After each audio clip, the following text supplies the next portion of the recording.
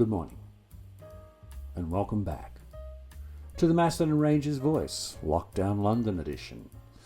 Yes, you're now locked down.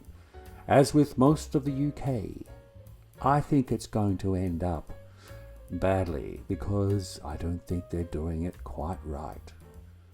Maybe we should send them our dictator Dan, our chairman Dan, our whatever silly people want to call him, because he got the job done.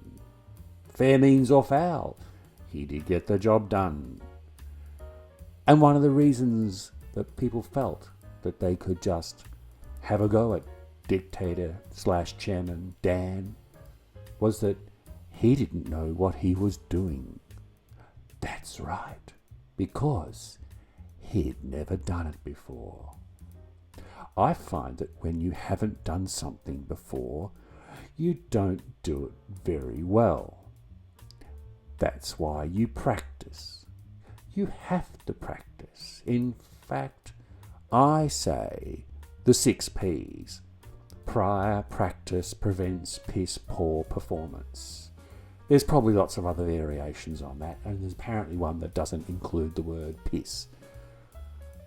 You could just say poor performance, but I actually think it's better with the P in it, the piss, 6 P's. So, how do I practice my routines, my hilarity? I work with my children. Whilst I'm cooking or they're sitting there telling me about their K-pop, I occasionally interrupt them and say, hey, what about this one? And then see if they laugh. Or, do you remember that? Because a lot of mine are anecdotes from the past. And this hasn't happened for a while because, we do have some kind of social distancing thing, which means that friends can't come over. Even in the country, you can't have friends coming over. But when friends of my daughters came over, I would then have, let's say, a new audience to work with.